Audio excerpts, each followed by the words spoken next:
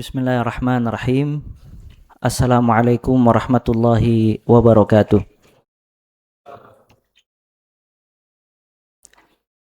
Innal hamdalillah nahmaduhu wa nasta'inuhu wa nastaghfiruh wa na'udzu billahi min shururi anfusina wa sayyiati a'malina. May yahdihillahu fala mudilla lahu wa may yudlil fala hadiya lahu. Wa ashhadu an la ilaha illallah wahdahu la syarika lah. Wa ashhadu anna Muhammadan abduhu wa rasuluh. Ballagha ar-risalata wa adda al-amanata wa nasaha al-ummah. Wa jahada fillahi haqqa jihadihi hatta tarakana ala mahajjatil bayda. Lailuha kanahariha la yazighu anha illa halik.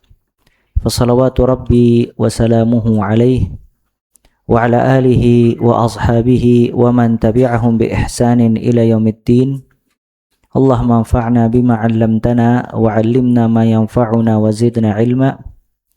Allahumma rahmataka narju fala takilna ila anfusina tarfata 'ain wa aslih lana syu'unana kullaha la ilaha illa ant.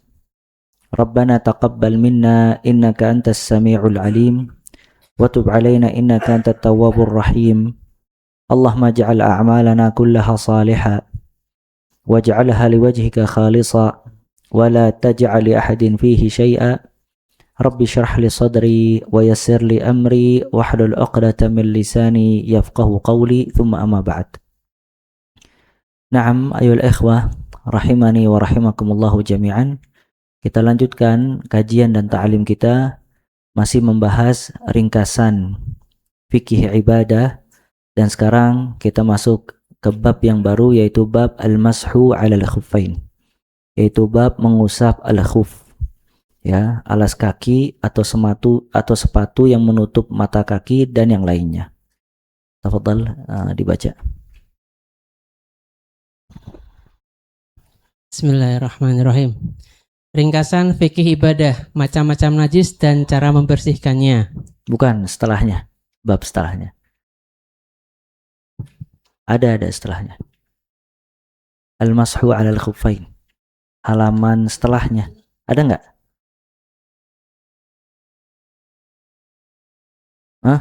Mashu 'alal khuf, mengusap al-khuf. Mengusap al-khuf ya Ustaz ya? Iya.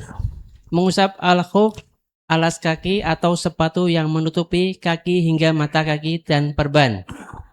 Apabila seseorang memakai al-khuf atau yang semacamnya, maka boleh baginya untuk mengusapnya ketika berwudu tanpa perlu melepasnya. Nah, di antara fikih yang harus kita ketahui, perhatikan ikhwah.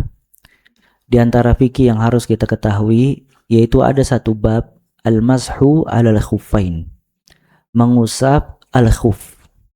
Al-khuf itu sepatu atau yang semacamnya yang menutupi kaki dan mata kaki, yang biasa dipakai oleh orang dalam safar atau mukim, yang menyulitkan dia apabila berwudu untuk melepasnya.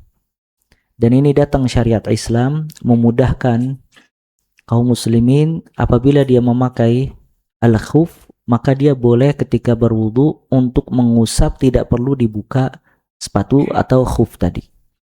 Dan ini sunnah yang banyak ditinggalkan oleh kaum muslimin. Adapun di sebagian negara, khususnya seperti negara Arab Saudi, banyak yang mengamalkan perbuatan ini, ya. Dan juga mungkin jamaah yang umrah banyak mengamalkan sunnah ini, al-mashu 'alal khuffain. Makanya para ulama khilaf mana yang lebih afdal, al-ghuslu atau al-khuf. Apakah yang lebih afdal dibuka alas kakinya kemudian dicuci kakinya, atau yang lebih afdal dia tetap memakai alas kaki kemudian melakukan al-khuf. Maka yang kuat wallahu a'lam, khuf, mengusap al-khuf itu jauh lebih afdal dibandingkan mencuci. Kenapa? Karena ini pertama dilakukan oleh Nabi sallallahu alaihi wasallam. Kemudian yang kedua, rukhsah, keringanan yang Allah berikan kepada hambanya. Jadi apabila dia memakai alas kaki yang menutupi mata kaki, maka tidak perlu membukanya ketika berwudu, cukup dia mengusapnya dan wudunya menjadi sah.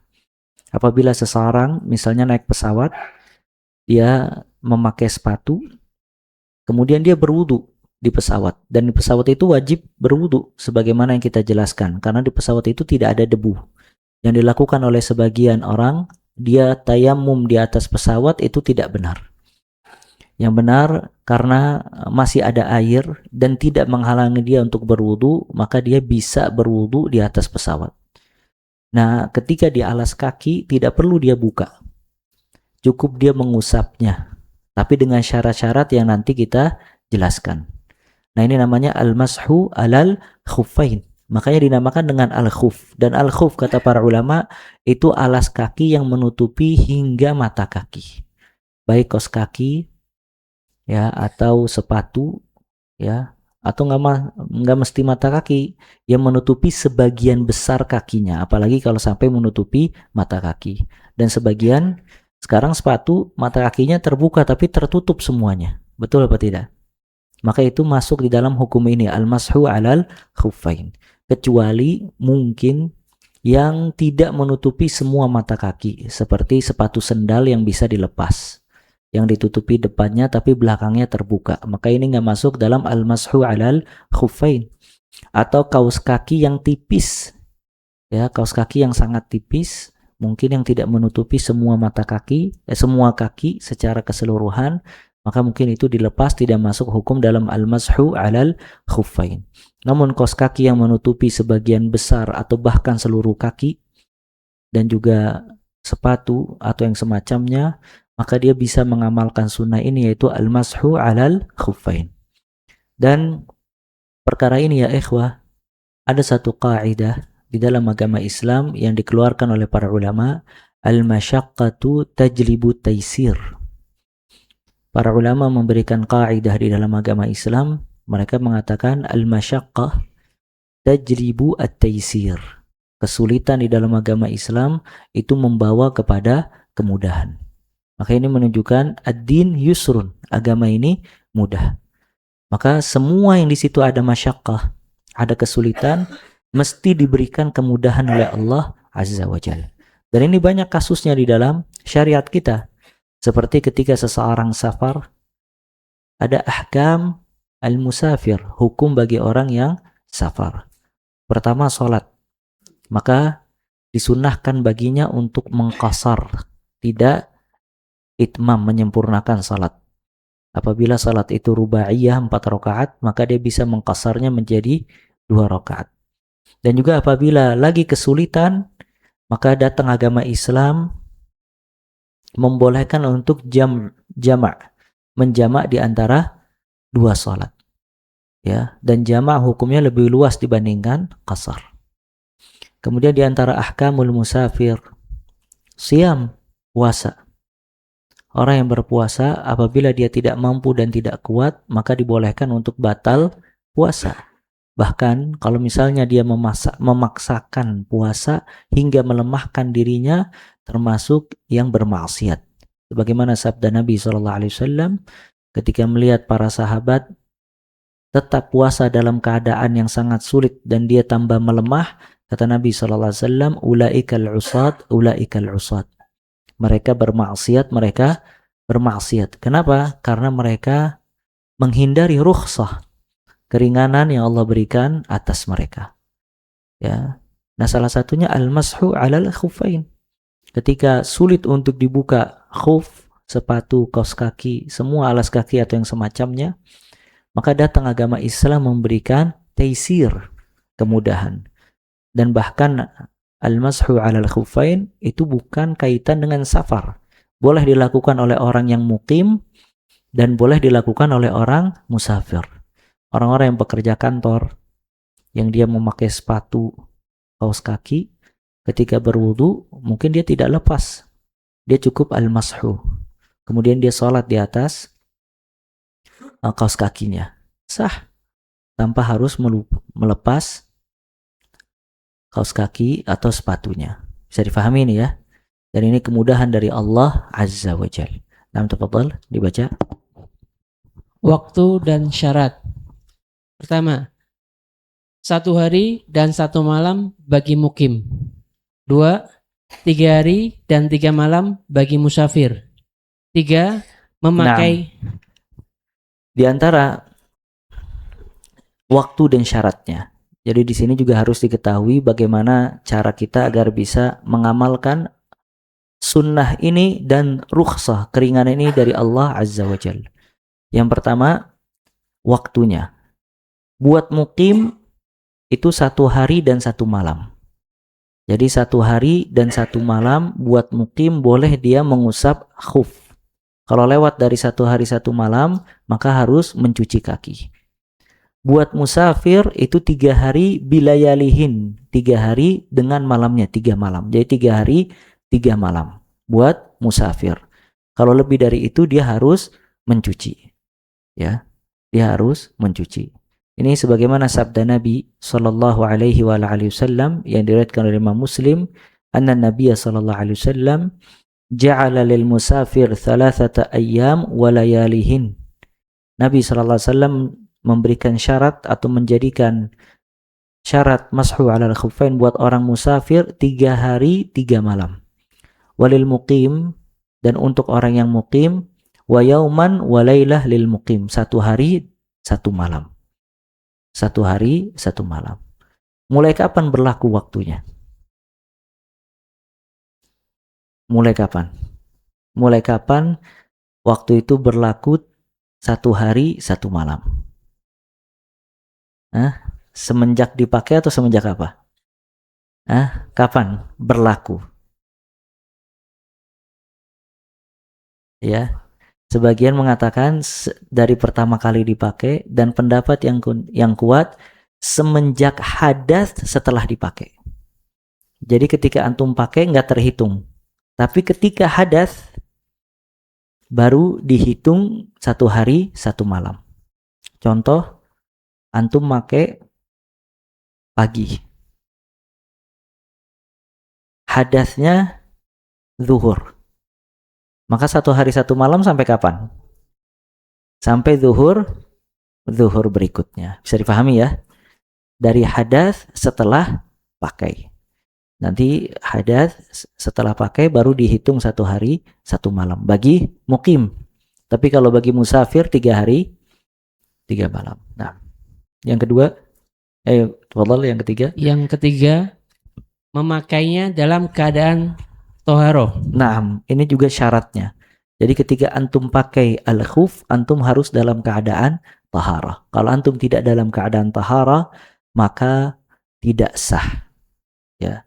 Dan ini sebagaimana sabda Nabi sallallahu alaihi wasallam yang diriwayatkan Imam Bukhari dan juga Muslim, ketika ada seseorang yang ingin melepas khufnya Nabi sallallahu alaihi wasallam. Maka Nabi sallallahu alaihi wasallam mengatakan, da'huma, biarkan khuf aku, fa inni adkhaltuhuma tahiratain. Aku ketika memakainya dalam keadaan suci. Dalam riwayat lain, umirna an namsaha 'alal khuffain idza nahnu adkhalnahuma 'ala tuhrin. Kata Nabi sallallahu alaihi wasallam, kita diperintahkan untuk mengusap di atas alas kaki kita ketika kita memakainya dalam keadaan taharah. Maka 2 hadis ini, riwayat Bukhari dan juga Muslim, menunjukkan syarat agar seseorang bisa masah, mengusap khuf, yaitu dia memakainya dalam keadaan suci atau taharah. Kalau seandainya dia ketika pakai bukan dalam keadaan taharah, maka tidak sah hukum al-mashu 'alal khuffain. Nah. Yang keempat, hukum mengusap berlaku hanya pada hadas kecil. Nah, ini juga hadas kecil. Hadas kecil itu apa?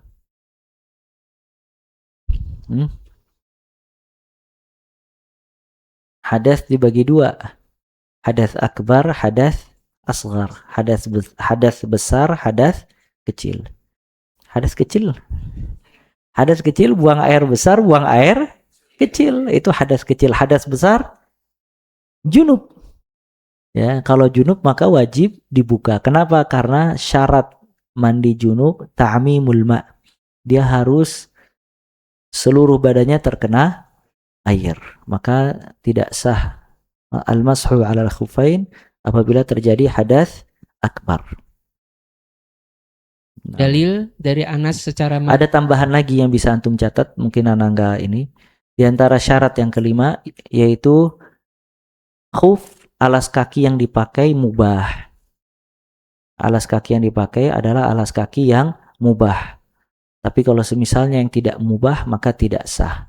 Mubah pertama bukan hasil curian, yang kedua bukan terbuat dari barang yang tidak boleh seperti emas atau sutra dan yang semacamnya. Karena yang haram tidak memiliki hukum rukhsah. Kemudian syarat yang selanjutnya, khuf wajib menutupi sebagian atau seluruh kaki. Khuf wajib menutupi seluruh kaki. Ya. Wajib menutupi seluruh kaki atau sebagian besarnya.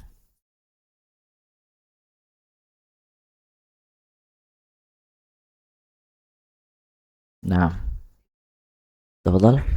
Jadi ada berapa syarat semuanya? 6. Taib. dalil dari Anas secara marfu mengatakan, apabila salah seorang di antara kalian berwudu dan memakai khufnya, maka usaplah keduanya, kemudian sholat dengannya tanpa perlu dicopot. Bila ia menghendaki bila ia menghendaki kecuali keadaan junub. Ini dalil wajibnya memakai khuf dalam keadaan taharah.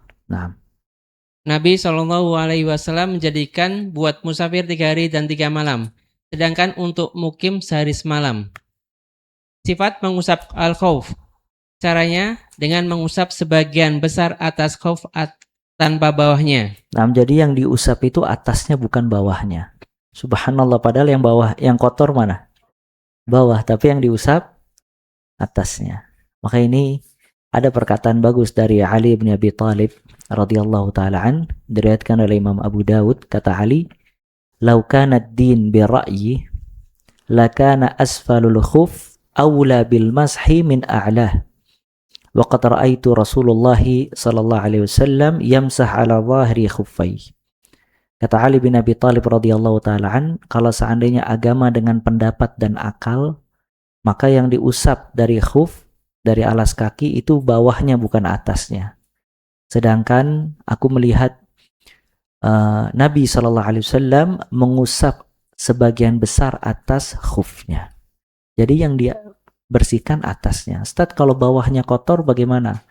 Kotor yang di bawah itu dibersihkan dengan debu. Karena debu buat umat Nabi SAW Allah jadikan sebagai taharah. Sebagaimana baju wanita yang dia menjulur ke bawah, terkena kotoran, maka dibersihkan dengan tanah yang setelahnya. Nah, begitu juga alas kaki yang menginjak kotoran, maka dibersihkan dengan tanah yang setelahnya. Maka mashu alal khuf, membersihkan khuf, itu atasnya bukan bawahnya. Dan ini menunjukkan kalau syariat Islam dibangun di atas ta'abudiyah, di atas peribadatan sepenuhnya tunduk kepada Allah Azza wa Jal, bukan harus memakai dan memaksakan akal dan kepintaran manusia. Maka kata Ali, laukana ad-din birra'yi, kalau seandainya agama dengan pendapat dan akal manusia, maka yang dibersihkan bawah khuf, sedangkan Nabi SAW membersihkan atas khuf. Nah, apabila terdapat perban di salah satu anggota wudu karena sakit atau yang lainnya dan tidak boleh terkena air, maka ia mengusap bagian tersebut baik ketika hadas kecil atau besar hingga sehat dan kembali normal. Cara mengusap perban dengan mengusap seluruhnya atau sebagian besarnya. Nah, sebagian ulama memasukkan di dalam hukum al-mashu alal khuffain itu al-mashu alal jababirah atau alal jabirah, yaitu perban yang dipakai oleh orang dalam keadaan sakit, imma luka, patah, dan yang lainnya. Biasanya perban itu tidak terkena air, maka dia juga sama memiliki hukum diusap bukan dibasahi. Walaupun ada perbedaan antara perban dengan khuf. Kalau khuf ya dibersihkan hanya dalam keadaan hadas kecil bukan hadas akbar, sedangkan kalau perban baik hadas kecil maupun hadas akbar, dia tetap diusap karena sakit. Khuf dikasih waktu oleh Nabi SAW buat mukim 1 hari 1 malam, buat musafir 3 hari 3 malam, sedangkan perban tidak dikasih waktu sampai hilang uzurnya dan sampai sehat kembali. Ya, sampai sehat kembali. Ya, dan khuf ya karena uzur sulit untuk dibuka, sedangkan perban uzurnya sampai dia sehat kembali dan seterusnya. Nah, dia juga diusap. Misalnya kalau seseorang tangan kanannya diperban patah, kata dokter tidak boleh terkena air,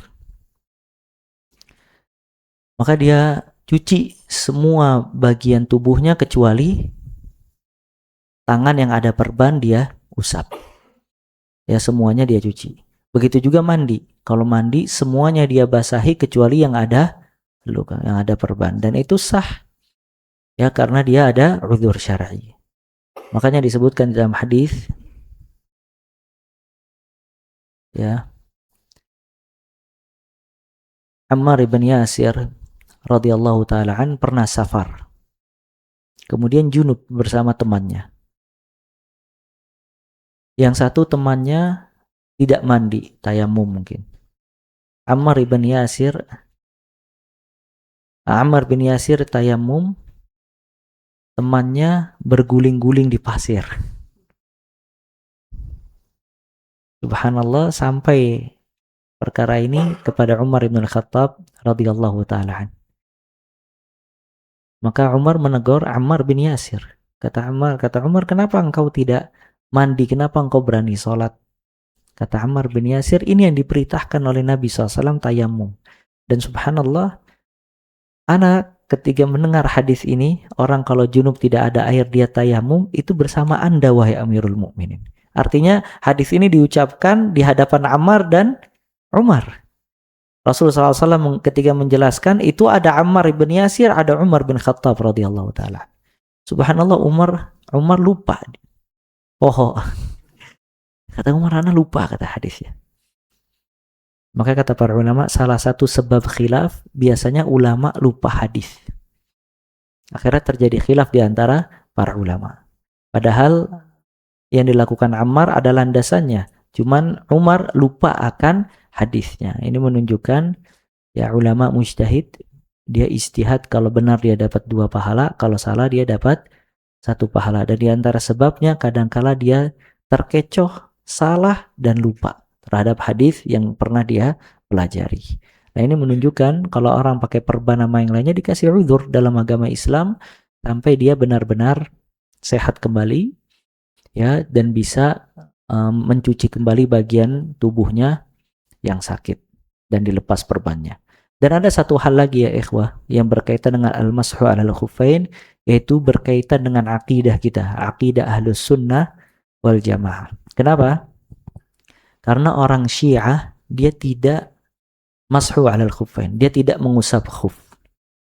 Orang Syiah dia menyelisihi ibadah kita dalam beberapa perkara. Salah satunya dia termasuk yang tidak mengamalkan sunnah ini. Makanya kata Ibnul Munzir, semua ulama ijma' sepakat kalau para ulama mengatakan adanya mashu 'alal khuffain kecuali satu kelompok Rafidhah. Syiah Rafidhah dia mengingkari al-mashu 'alal khuffain. Makanya kalau antum baca kitab-kitab akidah, sebagian di antara mereka seperti Imam At-Tahawi dalam akidah Tahawiyahnya dan yang lainnya, dia memasukkan Ahlus Sunnah wal Jamaah ya, menyatakan atau mengatakan bolehnya al-mashu 'alal khuffain, ingkaran li Syiah, untuk mengingkari perbuatan Syiah. Maka nggak ada salahnya kita baca sebagian perkataan ulama yang berkaitan dengan al-mashu 'alal khuffain, tapi kaitannya dengan akidah. Ya. Kata Hasan al-Basri rahimahullah, haddatsani sab'un min ashabin Nabi sallallahu alaihi wasallam annahu masaha 'alal khuffain. Telah menceritakan kepadaku 70 sahabat Nabi sallallahu alaihi wasallam, mereka semuanya menyuruh mengusap di atas khuf, di atas alas kaki.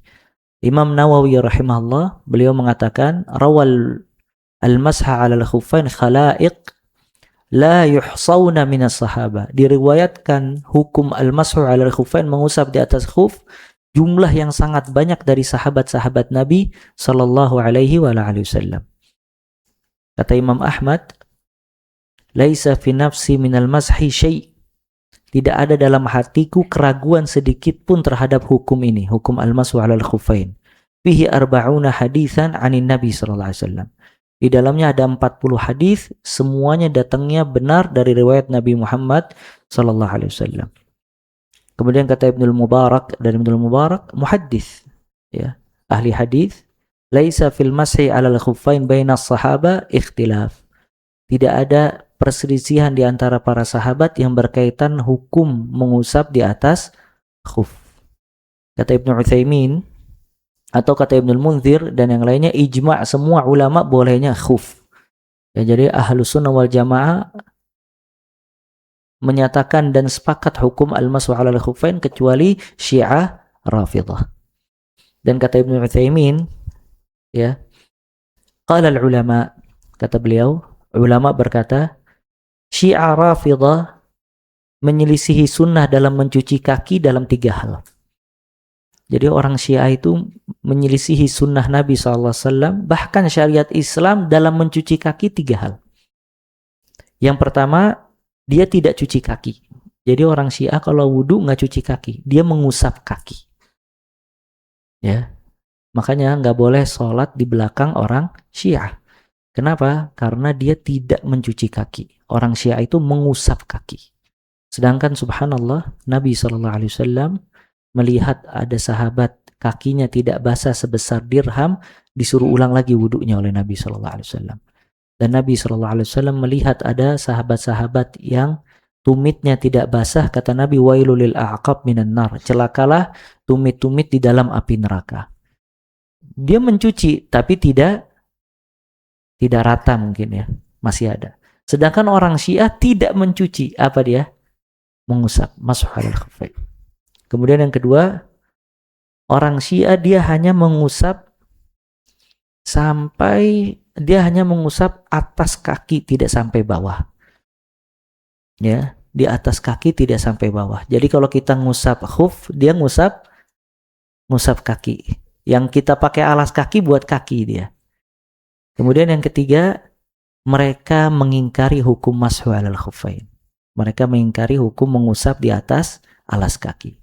Jadi 3 hal ini penyelisihan ibadah Ahlus Sunnah wal Jamaah terhadap kelompok Syiah. Makanya subhanallah, tidak bisa dibedakan antara akidah dan ibadah. Kita Ahlus Sunnah wal Jamaah, kita berada di atas manhajus salaf, aqidatan, ibadatan, muamalatan. Kita Ahlus Sunnah wal Jamaah, kita salafi di atas akidah kita salafi di atas ibadah kita salafi di atas muamalah kita. Maka kata Syekh Bakar Abu Zaid, kun salafiyan 'alal jaddah. Jadilah seorang salafi sepenuhnya, aqidatan, ibadatan, muamalatan. Aqidah, ibadah, akhlak. Ya, karena Nabi SAW tidak meninggalkan dan mewariskan aqidah, tapi mewariskan din secara menyeluruh. Aqidatan, ibadatan, muamalatan. Kata Allah Azza wa Jalla, ya ayyuhalladzina amanu dukhulu fis silmi kafah, wahai orang-orang yang beriman, masuklah ke dalam agama Islam secara menyeluruh. Makanya di sini batilnya orang yang membedakan antara usul dan furu'. Sebagian orang mengatakan kalau kita bahas satu perkara, oh ini furu', ini kulit bukan isi, yang kita penting adalah isi. Salah, agama semuanya penting. Perbedaan atau para ulama membagi usul dan furu' itu hanya berkaitan dengan hukum-hukumnya, ahkam.